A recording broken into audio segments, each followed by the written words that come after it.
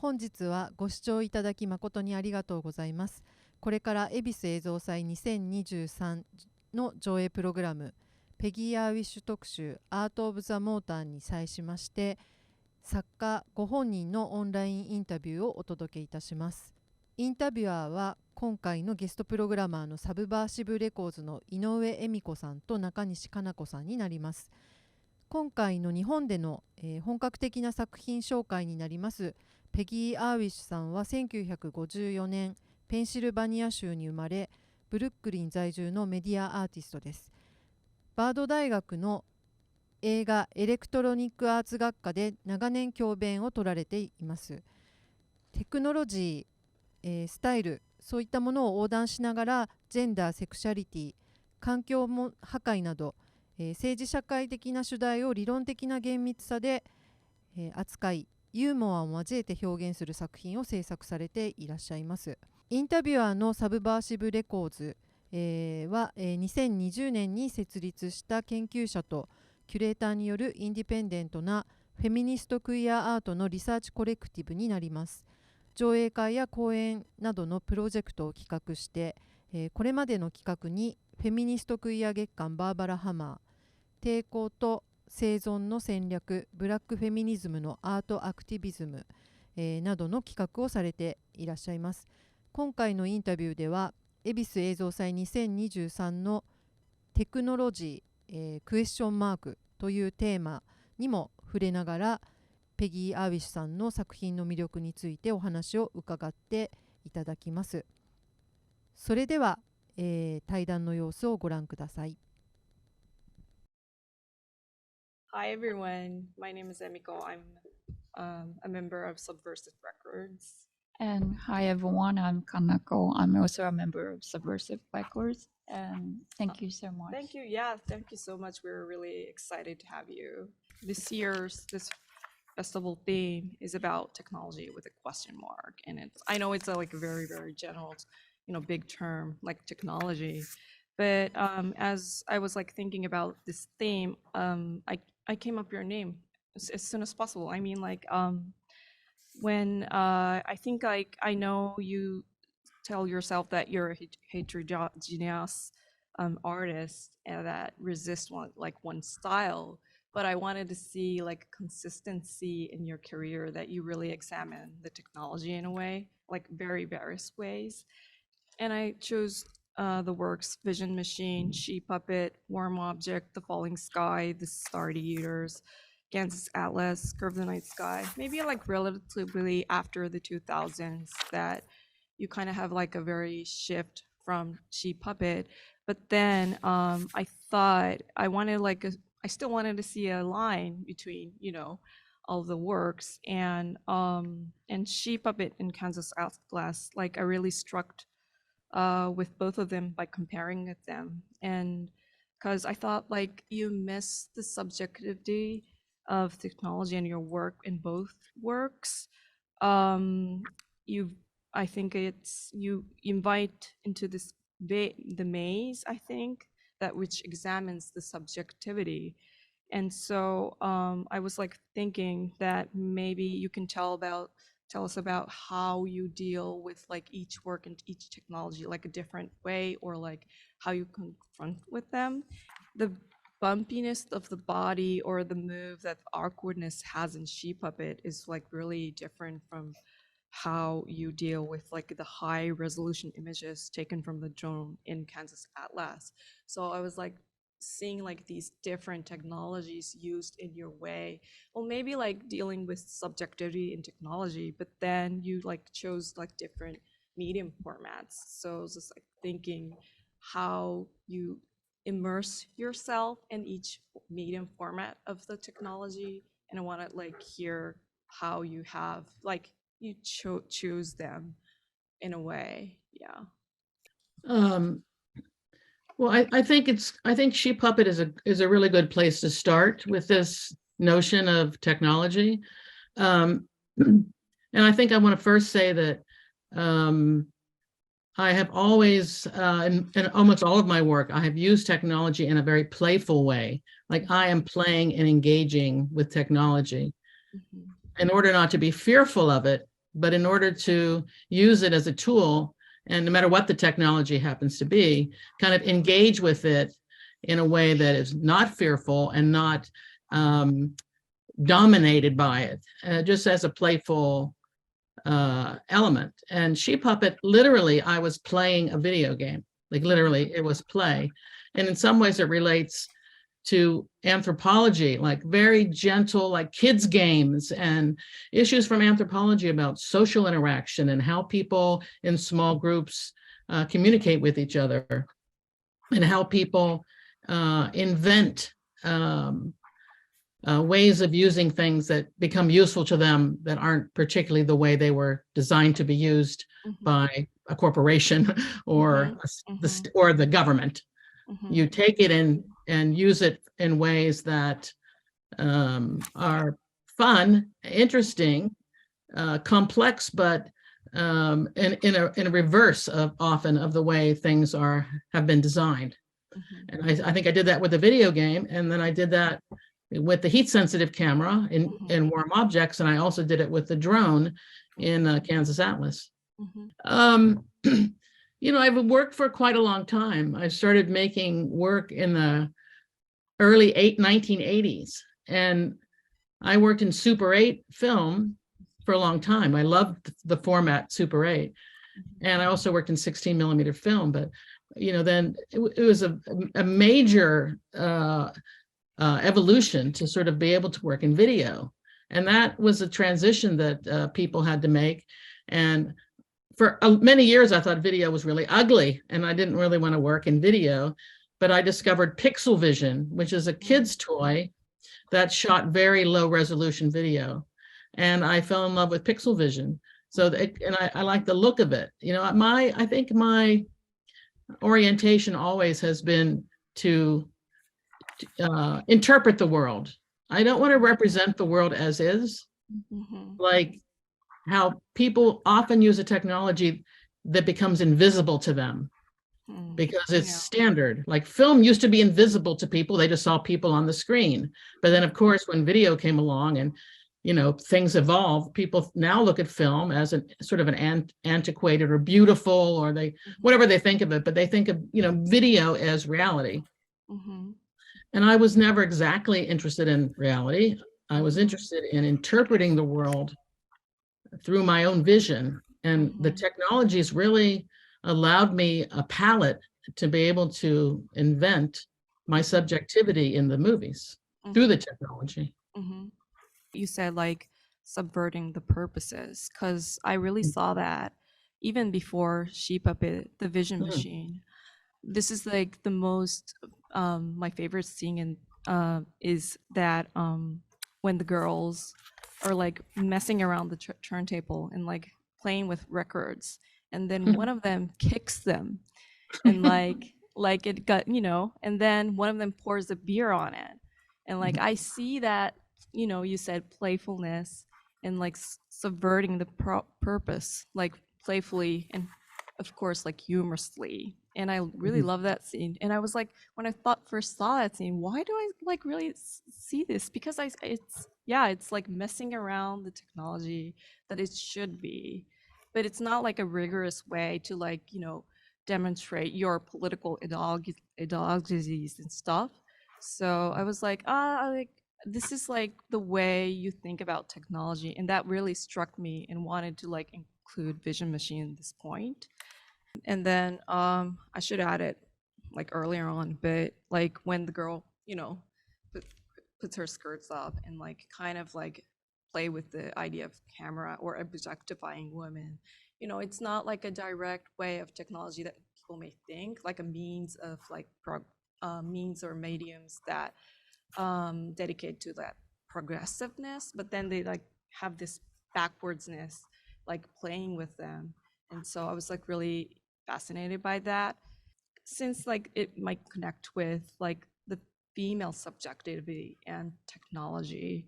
So and then we kind of included Star Eaters at this point, because there's also this playfulness toward technology, but technology in the moving image, when you like use the camera and messing around, and like there's this slow motion that goes back, right? The woman goes backwards.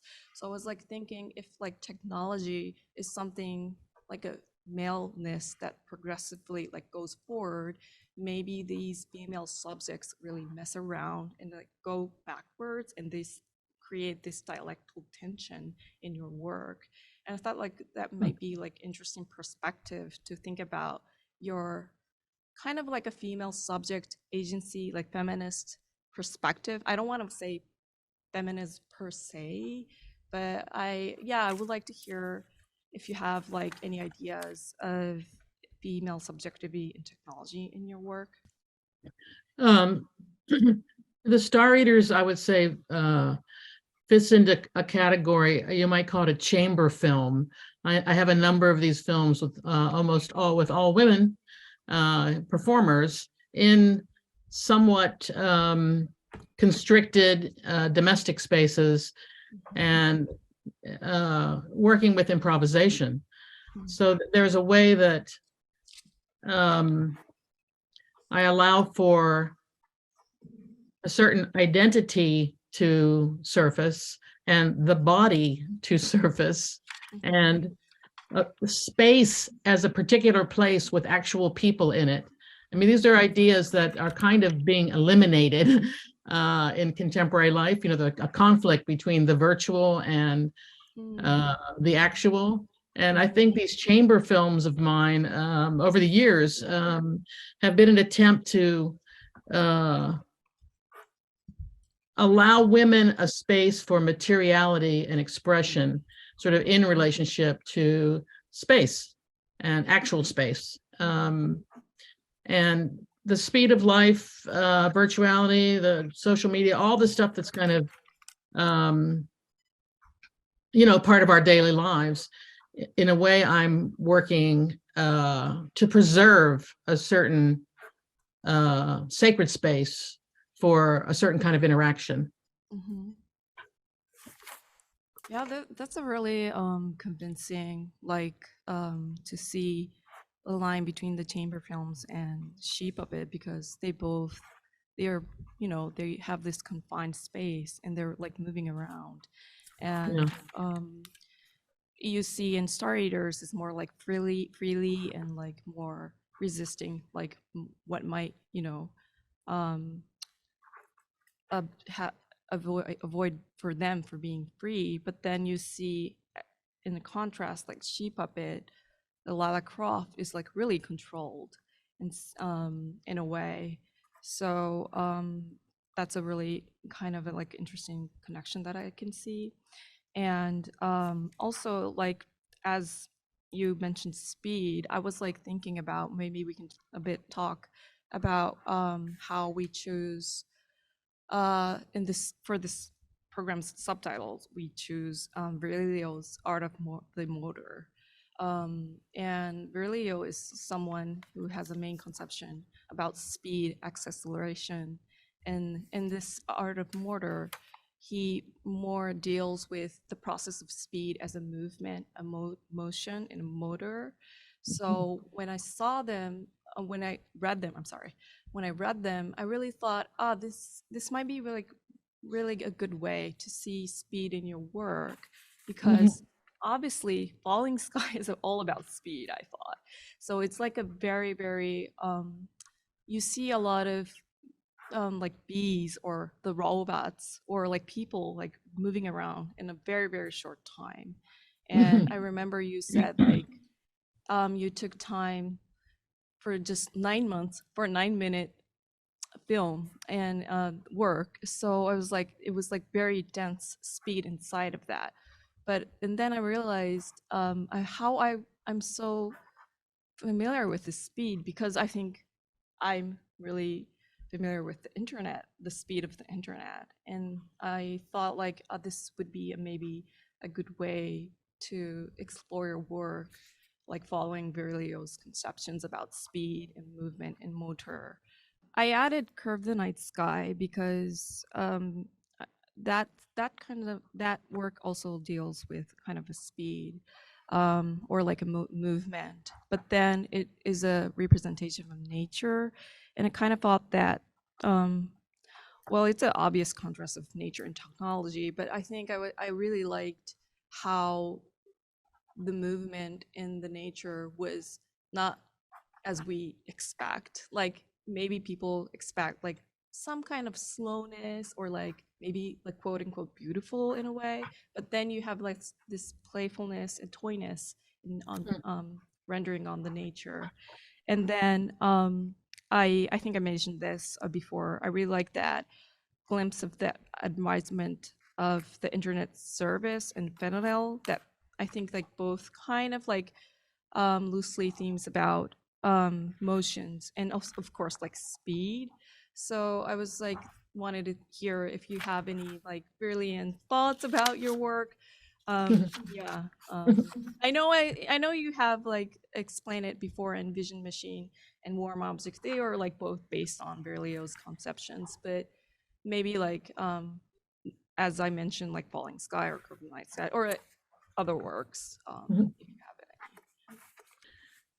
it. Curve the Night Sky is, there's a number of paradoxes in the making of that work, which is I'm still kind of fascinated by, and I discovered as I was working on the piece. First of all, it's a film I made during the pandemic.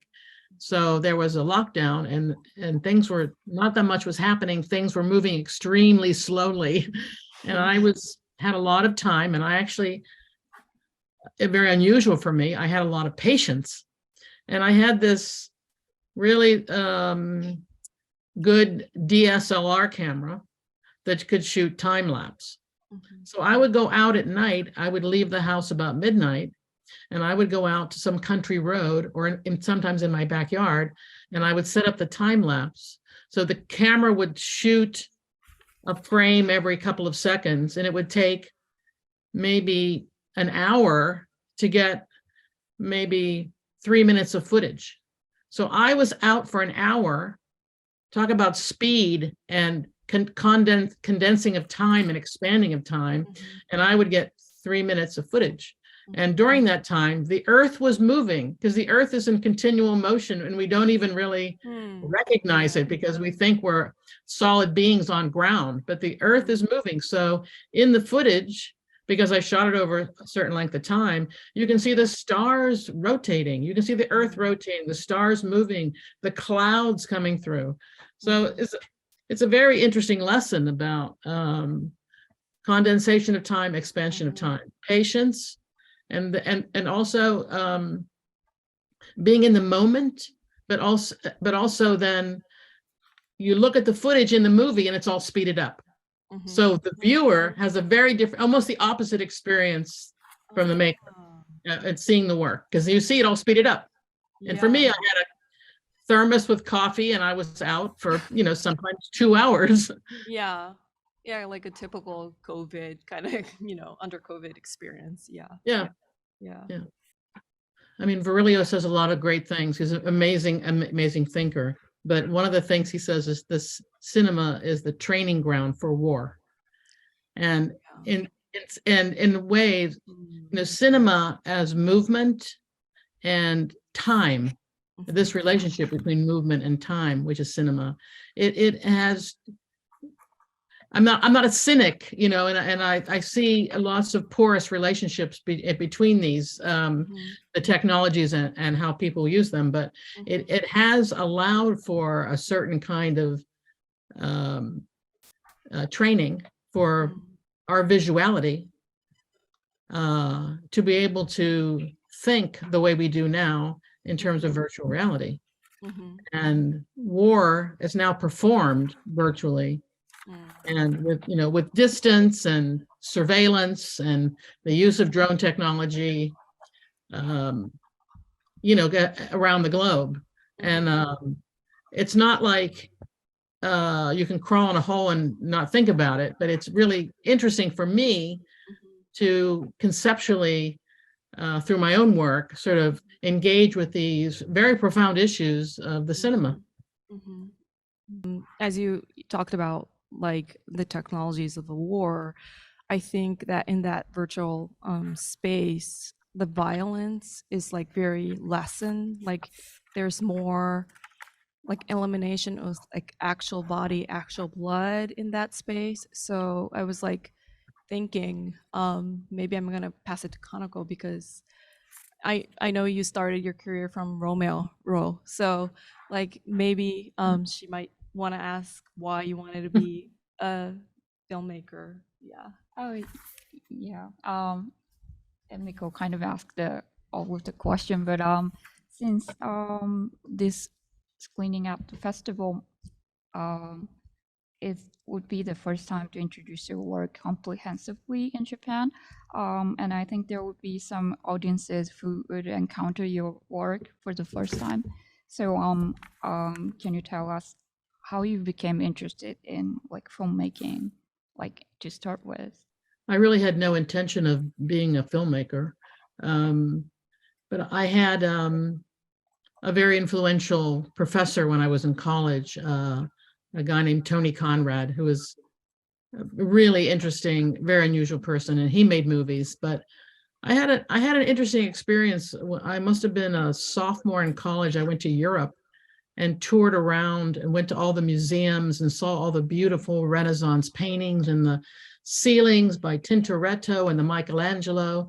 And I just had like a revelation that I should do something that related really particularly to my living moment. And to me, that was film.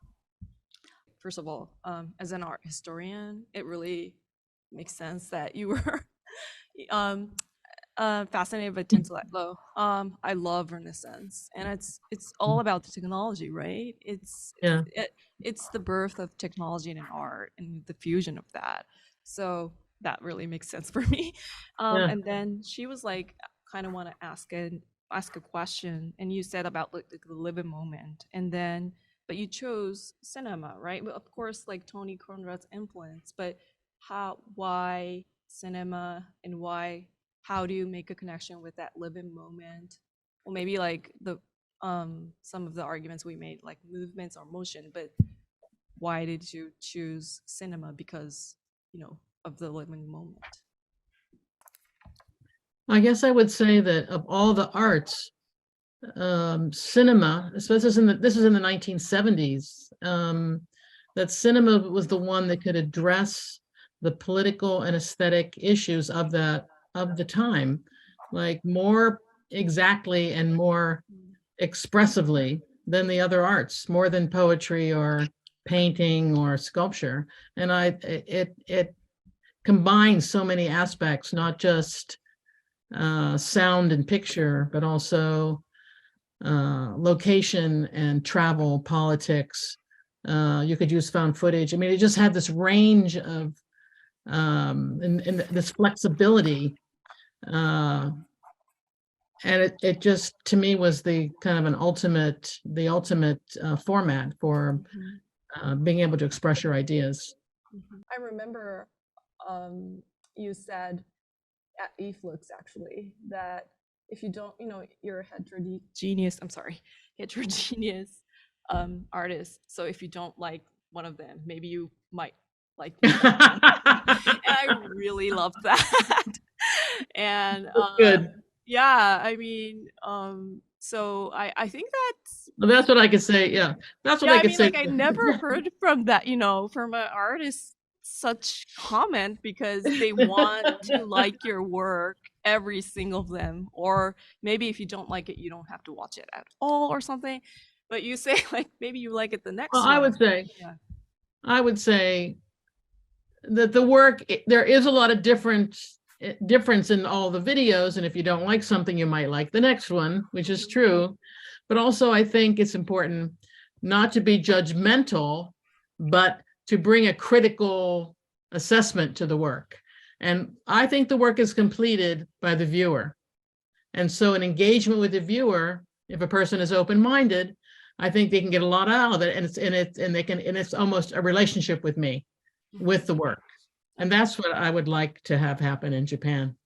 I really want to ask you about the editing of The Falling Sky. Emiko told me that for 9 minutes, you spent 9 months for editing it. And maybe longer. Yeah. Maybe longer. It's amazing. And I'm really curious about how you like constructed all those editing like ideas and all of those, like what was like the process? I mean, editing is a very mystical process, and with the Falling Sky, you know, I basically was editing to that piece of music because I had the music. It's the same. I made a companion film called The Blackest Sea. They have the same soundtrack, so they're each cut to the same piece of music. But I was interested almost in a classic cinema way, where you cut on a gesture, or you cut on a graphical element or a color. And so I'm pushing the shots along. It's almost like beads on a necklace, and each one is another element of a little packet of meaning.